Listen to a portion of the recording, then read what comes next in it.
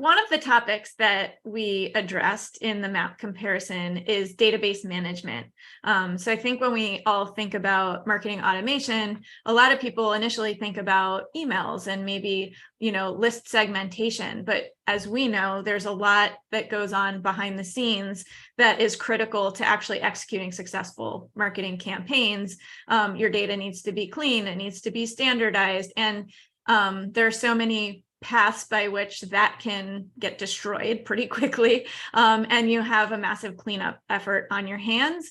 But these tools also offer, platforms offer a lot of tools within them to maintain clean data and or continue to, on an ongoing basis, clean up any messy data that does come into the system.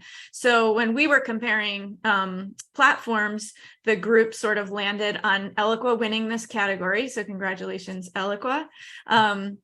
So Jen, I'd love to hear from you on your thoughts about what do you think made Eloqua the winner platform for this?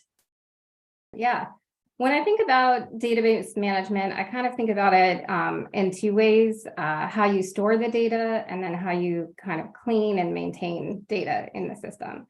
So one great feature of Eloqua is its custom data objects. We call them CDOs, and they give you flexibility in how you want to store custom data. So for example, you can take purchase history and store that in the system, and you can really sort of control, how that's set up and how that's stored. And then as far as data management and maintaining data, I think Eloqua just offers a lot of functionality and be able to clean your data. So there's an app in Eloqua that's available to everyone. That's called the Contact Washing Machine app. And it's awesome. And it allows you to do things like proper case of field. So let's say you want to send out an email to everyone and you want to say, "Dear Jen," and you want J to be capitalized and then the rest of the name to be lowercase. This is a very fast and easy way to do something like that.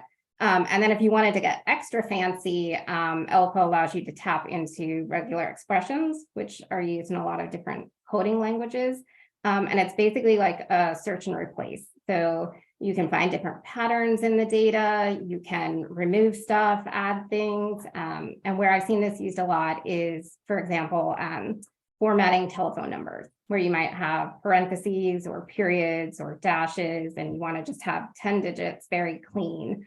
You can use regular expressions to do that. So I think there's just a lot of functionality built into the system that allows you to clean and maintain data.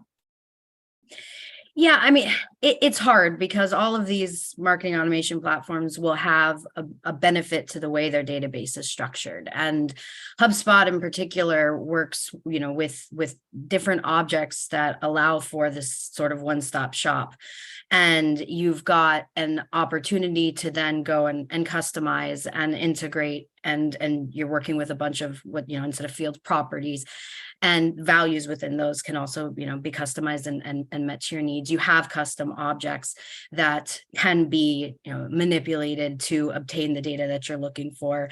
But I always try to compare. And when I try to think of a solution that's best useful for a client, for example, and it just seems as though, in comparison to Marketo, that where I've lived for a number of years, the navigation of troubleshooting for field management in Marketo seems a little bit more user-friendly than for something in a HubSpot, where you're working with property management in, let's say, a smaller user-friendly navigation pane. So you're working within a smaller table. In Marketo, with the use of smart lists, you can go and actually navigate through and look for different records that are using those fields for management and troubleshooting, whereas it's a little more clunky in HubSpot.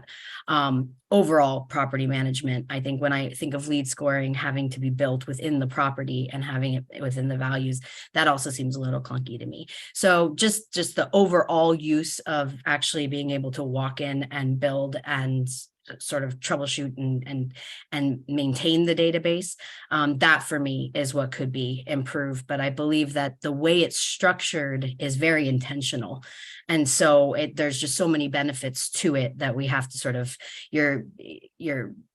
the pros and cons are there, but certainly up there in terms of ease of use.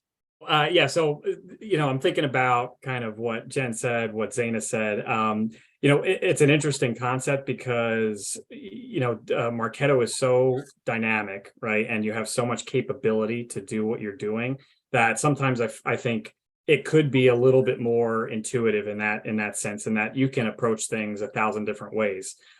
We love that from our perspective, but I do think sometimes that creates a larger learning curve.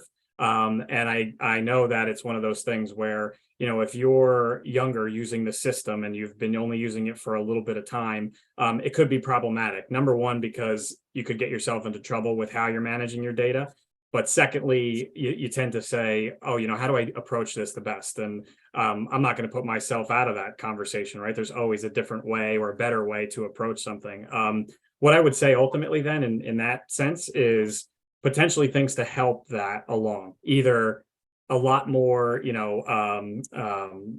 best practices and recommendations and things like that. Maybe from Marketo, but also too is like for groups like us to be able to say, look, here is the best way to approach something. So yeah, I think it's a little tricky in that you can do things so many different ways in Marketo. Sometimes it causes a little bit of, well, how do I get there the best way without things kind of getting out of control? So yeah, it's always a fun one, right? To try and figure out the next challenge. Yeah. And you're right. Sometimes the strengths also become the challenges, but you don't want to do away with the strength because there's a challenge involved. Right. Absolutely. It's like, look, when you have this tool, when you figure out how to use it, it's going to be super sharp at your disposal. Before you get there, just be a little careful is kind of the message. Stay the course. Figure it out. Stay the course. That's it. Ask people who know. That's right.